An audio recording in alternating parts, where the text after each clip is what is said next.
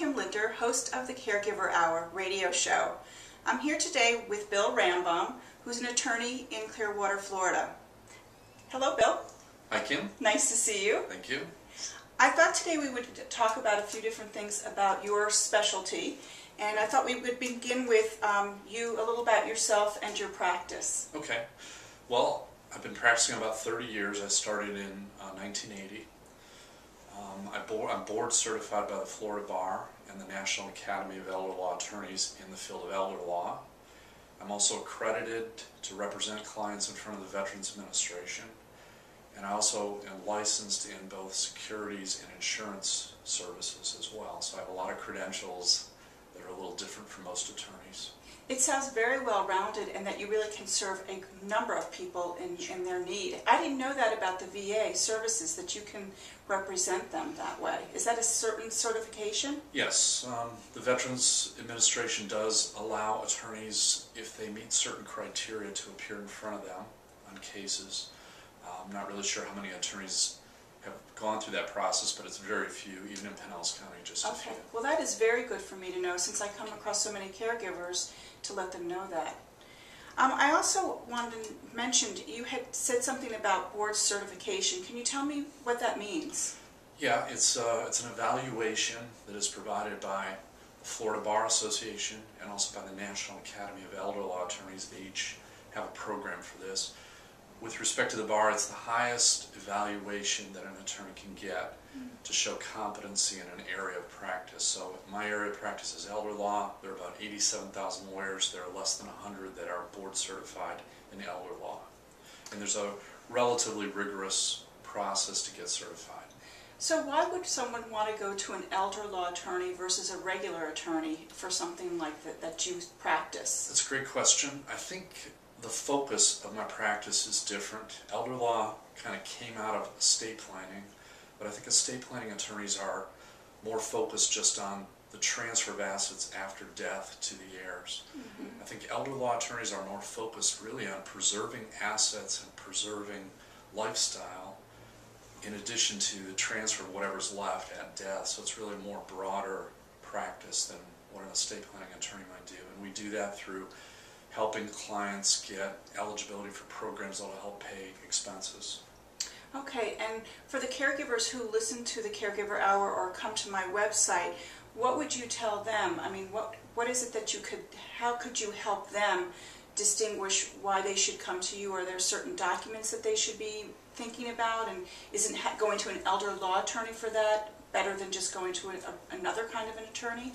Well, it's not just the documents. I think the documents might be slightly different, but it's also the type of advice we provide. Okay. I'll give you an example. That's the easiest way to explain what I do. Right. I had a woman who, this is very typical, I had a woman come to me. She was a widow. She and her daughter came in. The mother was starting to have some problems mentally. It was clear that she could not live alone. So they were going to try to move the mother into an assisted living facility. The mother had about $1,400 of income per month. She had a house, a car, and about $50,000 in the bank. The cost of the assisted living facility was going to be about $3,500 a month. So the problem was she needed an extra $2,100 a month to pay for that care. We were able to do 3 or 4 things for her. We got her on a Veterans Administration benefit because her husband had been a veteran. So she got $1,056 a month from that. I was able to get her on the Medicaid diversion program, which paid about $800 of her cost.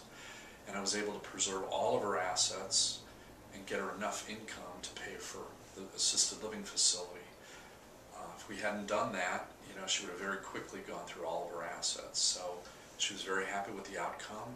She's been getting great care, and the family's very happy. So I did that, and that's not something that would normally be done by an estate planning attorney. That's really uniquely elder care. Okay, and I have to tell you, as caregivers are aging and taking care of their parents, sometimes they have to dip into their own savings in order to take care of their family members. So this way you were able to help the caregiver as well as their loved one, their parent. Absolutely, and that's a big concern because most even children, maybe not children, but adult children, they're having their own financial problems these days. So to try to get the most government assistance for the parent that we can is very important. And that VA benefit is like the secret, and you were able to really pop that up into their view and help guide them, because it is a complicated process with the VA. Yes. I heard now it's about 8 months till someone can get approved, so that's really great that they came for you for that expertise. Thank you.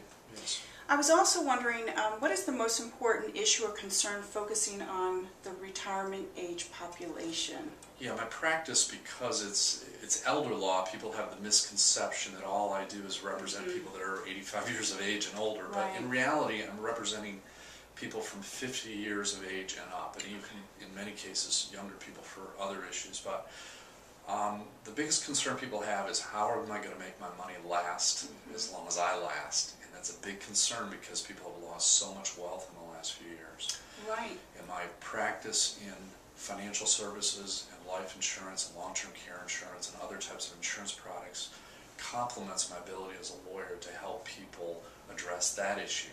I mean, we can do estate planning, but if you don't have an estate left, it's all a waste of time. So I like to be able to focus more broadly on their finances, their insurance situation, as well as their estate planning needs. I think that planning is so important, and I think that that's what I'm hearing you say. Don't wait to the last minute like some of our seniors have done, but really see from that experience that we do need to plan now for our own retirement. Absolutely, and I think we have to be careful about what we have to make sure we have the right things, we're not taking too much risk, but at the same time we've set things up correctly, both financially and legally, to make sure our estate is going to be preserved as much as possible.